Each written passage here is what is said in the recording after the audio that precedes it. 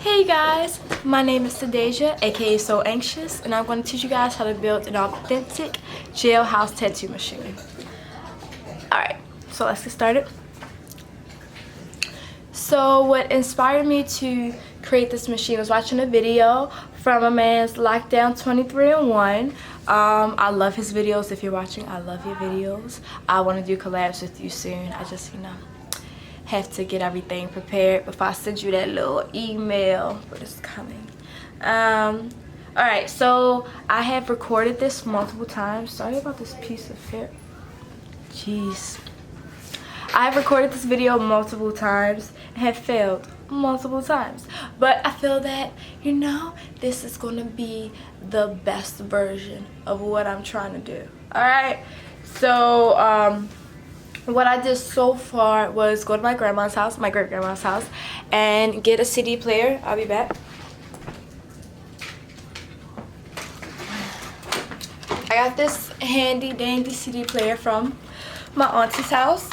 I kind of just ripped it apart, honestly. I tried to unscrew it and do it neatly, but I can only get out 3 of the screws right there. So, 3 of the screws. And so I ended up just ripping it apart with my bare hands. And just got the motor out of it. It was kind of set up like this, and the motor was under that plate. It was used to spin the disc. So if you guys want to find out how to get a motor, you can get a motor out of CD players, cassette tapes, record players, clippers, anything where something is spinning. Something you hear zzz, like a blow dryer should have a motor in it. This is the motor I was able to get out of the CD player. So what I'm going to do first is make the mount for the motor. I have this cap, and I'm going to use this pencil basically, but I'm going to use a different cap than the pencil came with. So I have this cap, and oh my gosh, I've used a lot of pencils throughout this process. What I'm going to do now is cut the tip of the cap off and take a lighter and light the top of the pen just enough to bend it.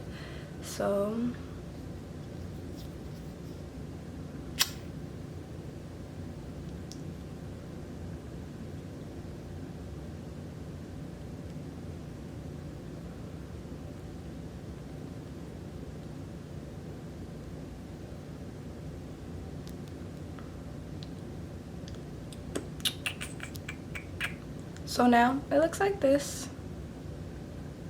Sorry, it's a bit blurry, but my focus isn't great on this camera. And how you want it to sit, you're gonna put the back of it through, and you're gonna want it to sit like this on your pen.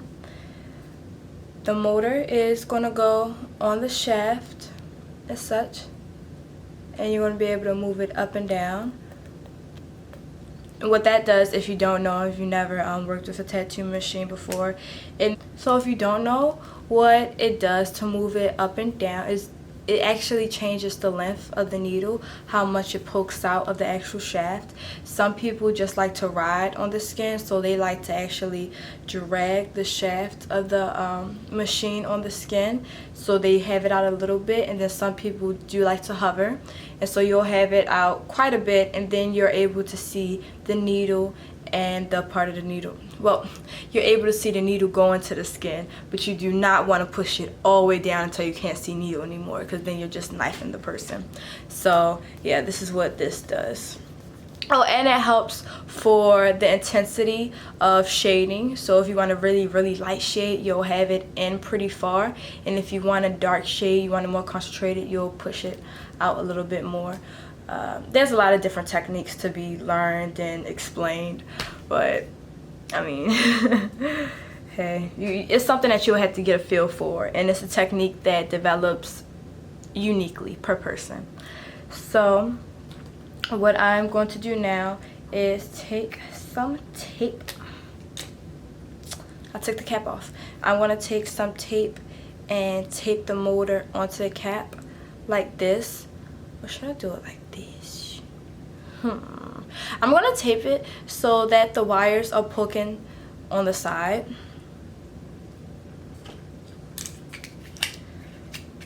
What I have here is just some plain Scotch tape.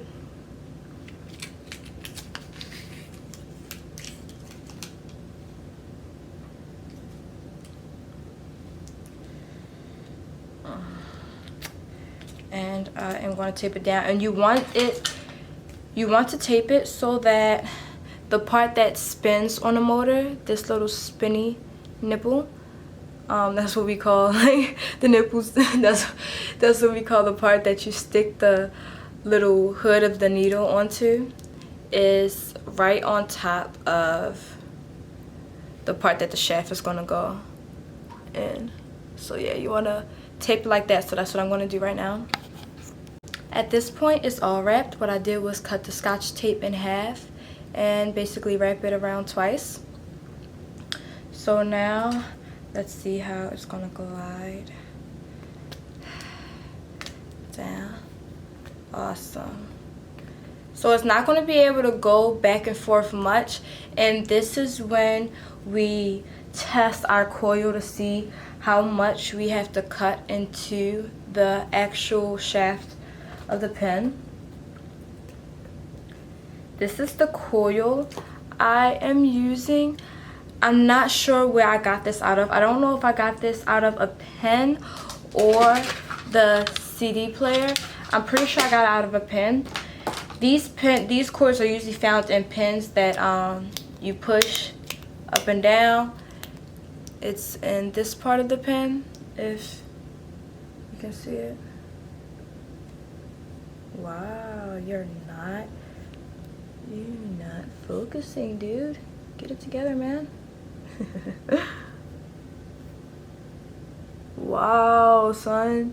Okay, yeah, now you can see it. What I'm going to do is take one end of the coil with a pair of scissors and put the other one in between my teeth, squeeze it, and then take the lighter and light it and pull.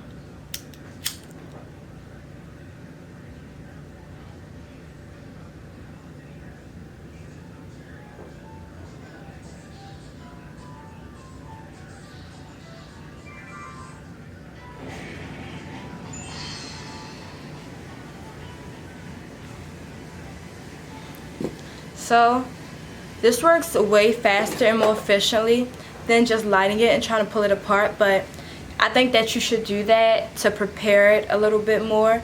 Just stretch it out before actually burning it that way and stretching it on both ends. So I'm just going to get this as straight as I can, and then I'll be right back.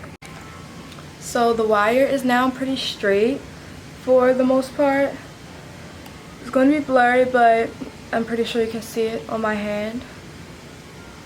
It's pretty straight. I also made sure to keep a loop at the bottom, or at least at one end. So this loop is still here so that obviously it's able to fit on top of the nipple, which I'm going to refer to for this piece. But I'm going to refer with this piece too. Or two ends.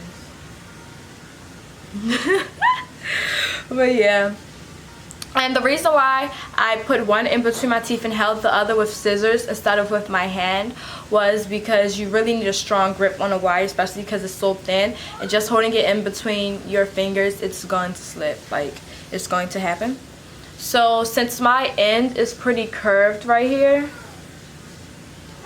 since the end is pretty curved, you do not want to tattoo somebody like that. I think it's going to be impossible to tattoo somebody like that, or you're going to cause a lot of damage. So what I'm going to do is burn a tip off, or at least snap the wire. So I'm going to take the end with the scissors and just hold the flame over one part of the wire for a long time until it snaps.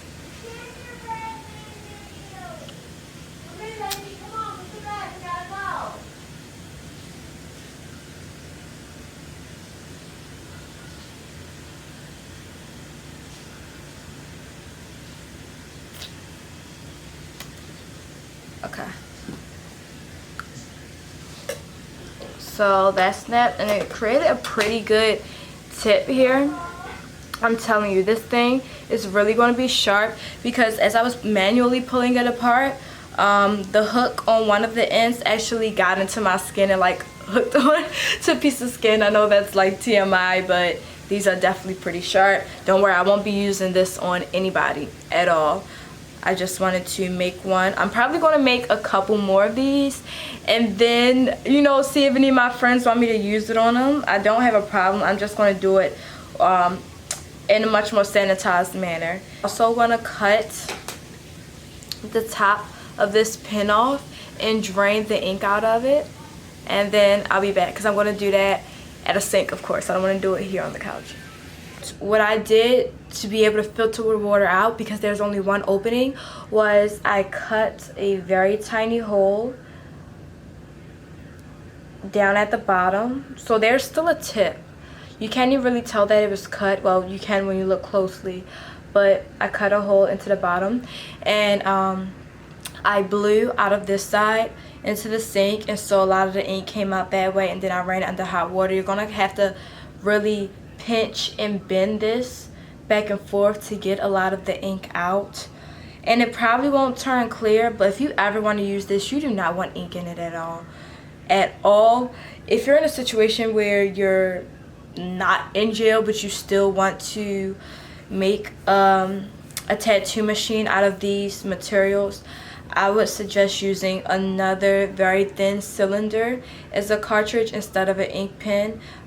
If you do end up incarcerated, make sure you clean it, because ink, you can get ink poisoning, they could get an infection, it won't heal right, it will be a terrible situation, you will get your little booty beat up. So yeah, please don't do that.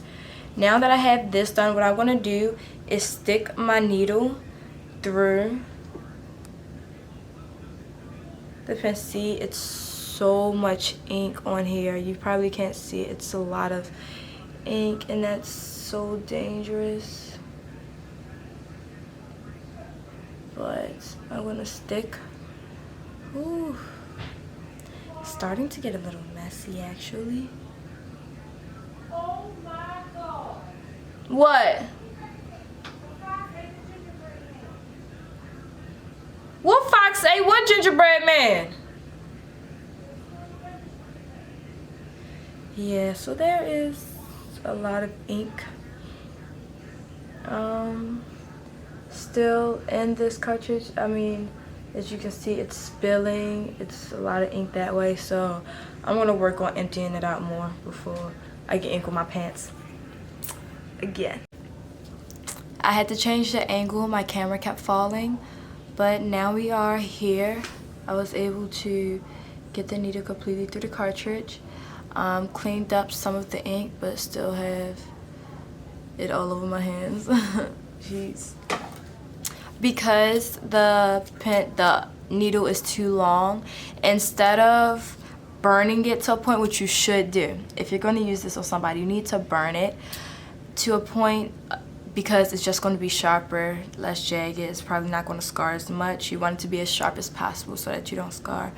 But because there is a lot of ink on it, I don't feel comfortable putting it in between my teeth or pulling it.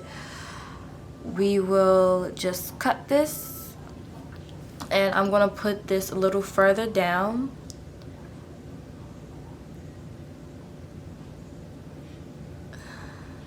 Well, I'm going to give leeway so that it can go up and down.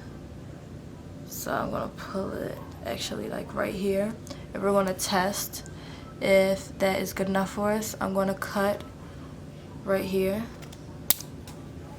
Don't know where that went, but I need to find that because I have puppies and babies in this house. So yeah, make sure you're doing this in a safe and sanitary environment. So now this is what I have,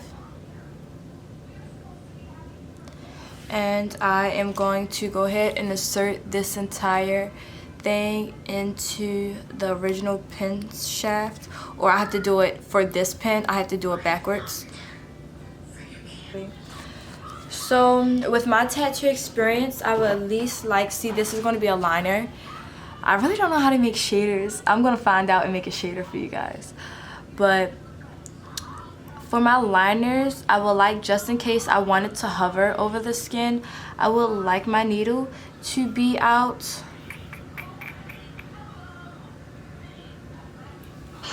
To be able to be out.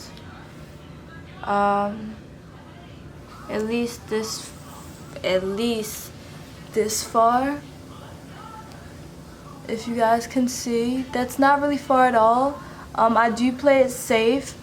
I don't always like to glide because sometimes if you're at an angle where you can't see, you can penetrate the skin way further than necessary. So I don't like it to be out too far, but because this is at its highest point right now, this distance is pretty okay. Honestly, what I should have done, which you will be able to do at some point, is bring this out, bring the motor out a bit further back so that it won't actually, I don't know how that's gonna work though. What I think I did, honestly, what I think I did, you're going through the motions with me. What I think I did was I had the needle a little too short, and so the motor can only go but so high. The motor should be able to go this far at its highest and then this low, so that's the needle that's out the furthest, and this isn't really out too far, and my wire isn't going to wrap around and be that low. So my wire should have been a little longer so that it can still be out while being this high, but it's not going to be able to do that for me. So what I've done in order to keep the motor running so that you don't have to hold everything together is I taped one end of the wire to one side of the battery and then the other end to the other side of the battery, and then I taped the battery onto the mount so that you don't have to hold the battery, and it's just gonna go. If you can hear it, and you can just start tattooing. So what I'm gonna do in my next video is tattoo on my pounds of flesh fake arm and show you guys how the tattoos come out.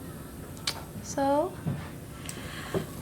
this is how you make it, and we were somewhat successful. Alright, tell me if you guys attempt to make this at all and how it goes, and just stay tuned for the next video. Alright, peace out, wolves.